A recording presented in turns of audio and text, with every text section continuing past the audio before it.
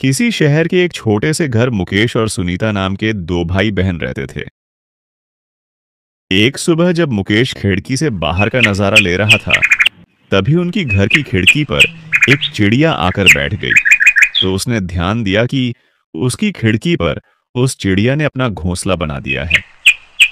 यह देखकर मुकेश ने अपनी बहन सुनीता को बुलाया। सुनीता चिड़िया और उसका घोंसला देखकर खुशी के मारे ताली बजाने लगी। मुकेश को चिड़िया देखकर कुछ याद आया और उसने अपने बहन को एक कहानी सुनाई। तो चलिए देखते हैं क्या थी वो कहानी। क्या आप जानते हैं कि एक बच्चा अपने जीवन के पहले 3 सालों में औसतन 300 सवाल प्रतिदिन पूछता है? आज हम बात करेंगे कि कैसे वही बच्चा बड़ा होकर अपने बुजुर्ग माता पिता के सवालों से चिढ़ने लगता है। वाकई में यह एक दिलचस्प आंकड़ा है। मुझे लगता है कि यह हमारे समाज की एक बड़ी विडंबना को दर्शाता है।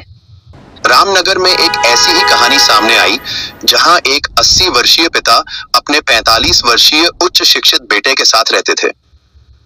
एक सामान्य सी घटना ने उनके रिश्ते को एक नया मोड़ दे दिया। तो क्या यह घटना हमें कुछ गहरा सोचने पर मजबूर करती है? बिल्कुल।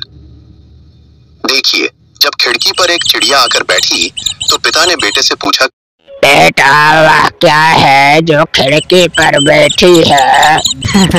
क्या पिताजी, आप भी क्या मजाक कर रहे हैं? आप इतने बूढ़े हो गए और आपको यह नहीं पता कि वह क्या है? वह एक चिड़िया है पिताजी। बेटा वह खिड़की पर कौन सी जानवर बैठी है? फिर से वही सवाल। मैंने आपको बताया ना कि वह एक चिड़िया है। वह चिड़िया है क्या बेटा? आप बार बार एक ही सवाल क्यों कर रहे हैं? मैंने आपको बताया ना कि वह एक चिड़िया है। बेटा वह क्या है? आप बूढ़े होने के साथ साथ सठिया गए हैं क्या, जो बार बार एक ही सवाल करके मुझे परेशान किए जा रहे हैं? मैं बहुत जरूरी काम कर रहा हूँ। वह क्या है? एक साधारण सा सवाल, लेकिन इसने एक गहरी कहानी को जन्म दिया। और मैं समझ सकती हूँ कि जब कोई बार बार एक ही सवाल पूछे तो कैसा लगता है, विशेषकर आज के इस तेज रफ्तार जीवन में। यही तो। जब पिता ने 4 बार वही सवाल दोहराया तो बेटे का धैर्य टूट गया।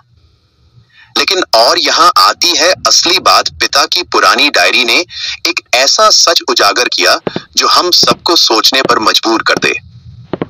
मनोवैज्ञानिक कहते हैं कि बुढ़ापे में मस्तिष्क की कार्य प्रणाली बदल जाती है, ठीक वैसे ही जैसे बचपन में होती है।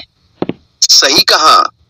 और डायरी में लिखा था, आज मुझे ऑफिस का बहुत सारा काम करना था। मैंने जल्दी जल्दी सारा काम खत्म किया और शाम को मैं मेरे 2 साल के बेटे को घर के पास वाले बगीचे में घुमाने ले गया। वहाँ पर जब मेरे बेटे ने एक चिड़िया को देखा तो उसने मुझसे पूछा कि वह क्या है। मैंने उसे उत्तर दिया कि वह एक चिड़िया है।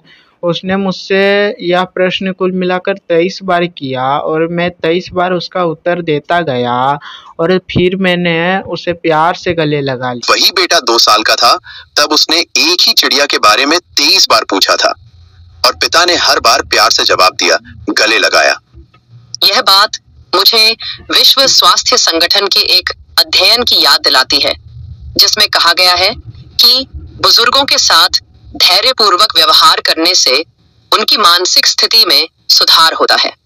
और यही तो इस कहानी का मूल संदेश है। बुढ़ापा एक तरह से दूसरा बचपन है। जिस धैर्य और प्यार की जरूरत एक बच्चे को होती है, वही एक बुजुर्ग को भी चाहिए। लेकिन क्या आप जानते हैं कि भारत में लगभग 40% बुजुर्गों को अपने बच्चों से पर्याप्त सहयोग नहीं मिलता? यह आंकड़ा चौंकाने वाला है और इसलिए यह कहानी इतनी महत्वपूर्ण है। यह हमें याद दिलाती है कि जीवन एक चक्र है। कल हम जो थे, आज हमारे बुजुर्ग वही हैं। तो क्या यही वह सबक है जो हमें इस कहानी से सीखना चाहिए? हाँ, लेकिन इससे भी बड़ा सबक है धैर्य और करुणा का।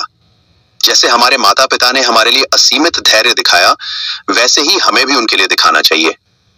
यह सिर्फ एक कर्तव्य नहीं, बल्कि एक ऐसा ऋण है जो हम कभी नहीं चुका सकते।